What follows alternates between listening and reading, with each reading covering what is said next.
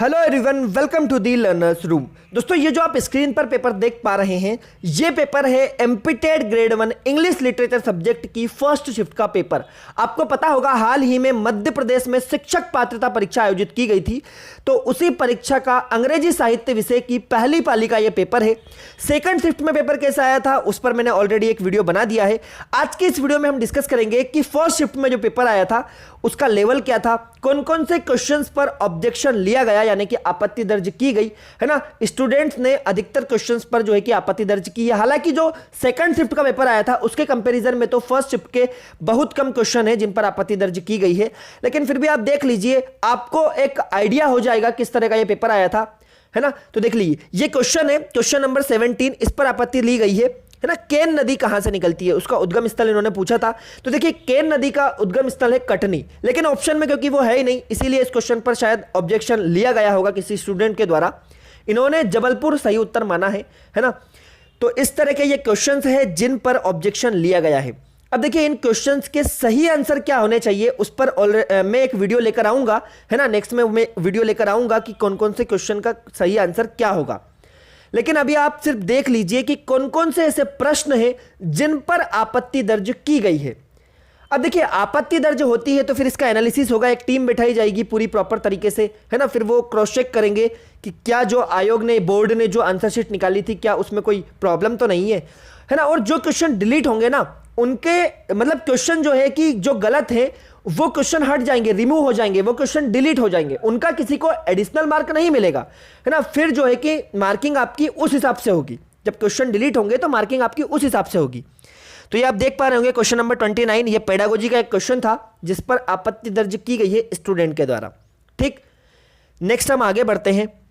देखिए, जो पेपर का लेवल था, मेरे अकॉर्डिंग अगर मैं बताऊं तो दोनों शिफ्ट का जो पेपर का मैंने एनालिसिस किया है, मुझे दोनों शिफ्ट के पेपर काफ़ी इजी लगे, है ना। पेपर का कोई हार्ड लेवल नहीं था, क्योंकि मात्र ये एक पात्रता परीक्षा थी, इसीलिए आपका जो लेवल था एग्जाम का वो इजी था। मैंने पहले भी आपसे कह दिया था कि आपका उतना टफ पेपर नहीं आएगा जितना लास्ट ईयर 2019 का पेपर आया था।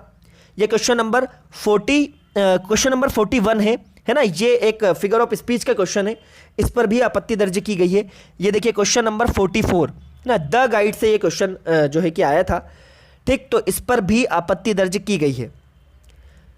ये आप देख सकते हैं। नेक्स्ट आता है क्वेश्चन नंबर 49, है ना। क्वेश्चन नंबर 49 ऑफ स्टडी से एक क्वेश्चन था, है ना। तो इन्होंने पूछा था कि जो पोइट्री है वो व्यक्ति को कैसा बनाती है। हालांकि इसका सही आंसर तो विटी ही होगा, है ना। इन्होंने गलत दे रखा है ये, तो इस तरह के क्वेश्चन रिमूव हो जाएंगे, घबराने की जरूरत नहीं है ना। बहुत सारे बच्चे घबरा रहे थे कि सर जो है कि हमारे तो सिर्फ लगे लगाए मार्क्स है, 75 मार्क्स हमारे आए हैं, 89, 90, 91 मार्क्स हमारे आए हैं, क्या होगा। देखिए, ये क्वेश्चन जब डिलीट होंगे तो उस हिसाब से फिर आपकी मार्किंग होगी। क्वेश्चन नंबर 59 में आप देख सकते हैं, ये फिर फिगर ऑफ स्पीच का क्वेश्चन है जिस पर ऑब्जेक्शन लिया गया है। ठीक, नेक्स्ट आता है आपका क्वेश्चन नंबर 65। क्वेश्चन नंबर 65 पर भी आपत्ति दर्ज की गई है। देखिए, ये जब क्वेश्चन रिमूव होंगे ना तो फिर मार्किंग उस हिसाब से होगी, यानी कि आपको कोई एडिशनल मार्क्स नहीं दिया जाएगा अगर क्वेश्चन गलत है तो। क्वेश्चन अगर गलत है, उसको रिमूव करते हैं तो कोई एडिशनल मार्क आपको नहीं दिए जाएंगे, बल्कि जो फिर उस हिसाब से मार्किंग होगी, यानी कि ये सभी के नंबर फिर जो है कि उस हिसाब से दिए जाएंगे नॉर्मलाइजेशन में। ठीक, तो इसमें संभावना है, नंबर घटने की संभावना बहुत कम है। इसमें या तो बराबर ही रहेंगे या फिर बढ़ भी सकते हैं आपके नंबर। ठीक, जितने अभी आपके एक्चुअल मार्क्स आए हैं, जो आपने देखे हैं वहां पर स्क्रीन पर जो आपको दिखाई दिए थे, तो उनमें बढ़ने की भी संभावना है और बराबर रहने की भी संभावना है। ठीक है, क्योंकि क्वेश्चन में जो है कि कुछ क्वेश्चंस हैं ऐसे पेपर में जो डिलीट होंगे। इस पेपर में जो ये पैराग्राफ वगैरह पूछे थे, इसमें तो बहुत कम एक आधी क्वेश्चन है जिन पर ऑब्जेक्शन लिया गया है। हम देख लेते हैं कौन सा वो क्वेश्चन है ना। देखिए, पैराग्राफ भी काफ़ी ईजी पूछे थे इन्होंने, है ना। एज इट इज़ पूछ लिए गए, जो आपके सिलेबस में जो टॉपिक मेंशन था ना, उसको एज इट इज़ पूछ लिया इन्होंने। ठीक, ये देखिए, ये एक क्वेश्चन आएगा आगे, क्वेश्चन नंबर 102। इस क्वेश्चन पर आपत्ति दर्ज की गई है। क्वेश्चन हम देख लेते हैं। क्वेश्चन है आपका, the poet could not stop to enjoy the beauty, है ना।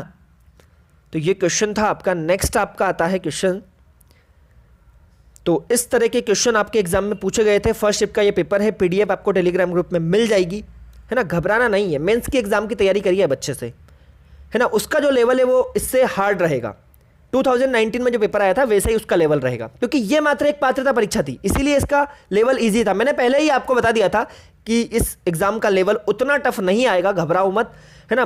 बहुत सारे बच्चे घबरा रहे थे, सर पेपर कैसा आएगा, हमारा क्वालिफाई होगा नहीं होगा। अधिकतर बच्चों का क्वालिफाई हुआ है, ठीक है ना। मेरे पास जितने भी मैसेज आए हैं, कमेंट आए हैं, ये देखिए क्वेश्चन नंबर 137, इसमें इन्होंने पूछा था one of the type of tourist Raju, ठीक। तो ये नॉवेल हमने अच्छे से कवर किया था, है ना। नोट्स मैंने प्रॉपर आपको दिए थे, सब मेंशन था उसमें।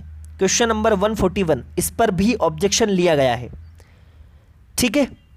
तो ये क्वेश्चन था आर्म्स एंड द मेन से। फिर आता है क्वेश्चन नंबर 142, ये फिर से figure of speech. Figure of speech के अधिकतर क्वेश्चन पर जो है कि आपत्ति दर्ज करवाई है बच्चों ने। फिगर ऑफ स्पीच से रिलेटेड डाउट बहुत सारे बच्चों को रहता है। देखिए इस चैनल पर एक वीडियो डला हुआ है फिगर ऑफ स्पीच से रिलेटेड, मेरा ही वो वीडियो है, उसमें मैंने काफी इजी वे में समझाया है फिगर ऑफ स्पीच को, तो आप वो भी देख लीजिए। तो ये थे टोटल 150 क्वेश्चंस। इनमें आपने देखा कौन कौन से क्वेश्चन पर ऑब्जेक्शन लिया गया, ठीक। हालांकि जो सेकंड ट्रिप का पेपर हुआ था उसके कंपैरिजन में इस पेपर में कम क्वेश्चन पर ऑब्जेक्शन लिया है बच्चों ने, लेकिन हम इससे यह दावा नहीं कर सकते कि यह पेपर इजी था और वो पेपर जो है कि टफ था, नहीं।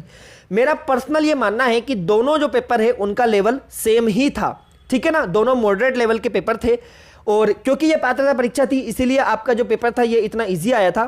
अब जो आपका मेंस एग्जाम का पेपर है उसका लेवल थोड़ा सा टफ आने वाला है।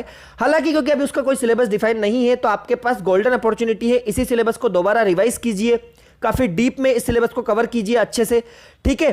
तो इससे रिलेटेड मैं जो है कि एक अभी वीडियो लाने वाला हूं कि कौन कौन से क्वेश्चन का आंसर क्या क्या सही होना चाहिए, ठीक। अब देखिए एमपीटेट ग्रेड 1 इंग्लिश लिटरेचर के जो नोट्स है वो अवेलेबल है, ग्रेड 2 के भी नोट्स अवेलेबल है। आप इन दोनों नोट्स को परचेस करने के लिए स्क्रीन पर दिए गए इन नंबर पर हमसे संपर्क कर सकते हैं, ठीक है। चलिए मिलते हैं अब एक नए वीडियो में, तब तक ख्याल रखिए अपना।